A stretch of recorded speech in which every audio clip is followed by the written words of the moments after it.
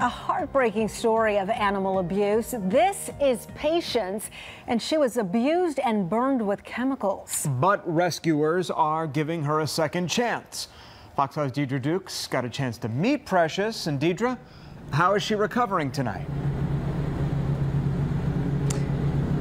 Well, the dog is doing surprisingly well given all that she's been through over the past weeks, if not months, because although she suffered recently these severe chemical burns, we were told that there were other older injuries. Even we're told her tail was broken. Just a very, very sad case altogether. But we do have some good news. We were told by vets here that she is recovering nicely. She is being treated here at McDonough Animal Hospital. An effort is underway to find her a loving home.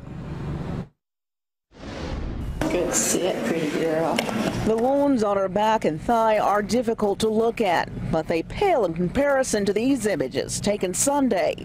Chemical burns all over her back, down one of her legs, as well as old scarring. When Amy Garmon rescued Patience in Pike County, she was just oozing infection out of her wounds on her back. The smell was horrendous. It was pitiful.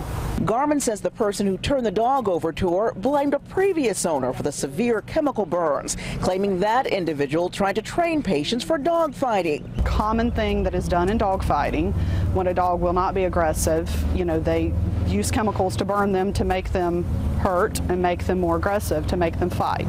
Patience. Despite all she's endured, animal rescue volunteer Carrie Giebler says Patience has a sweet demeanor and appears domesticated. I have a hard time thinking that she was anything other than somebody's pet that was either free to good home or maybe taken out of a backyard or something, showed up as a stray. It's really hard to say. Unfortunately, she can't tell us what happened. Staff at McDonough Animal Hospital looking after Patience as Garmon works to find her a loving home. It's going to be very hard for me to let her go.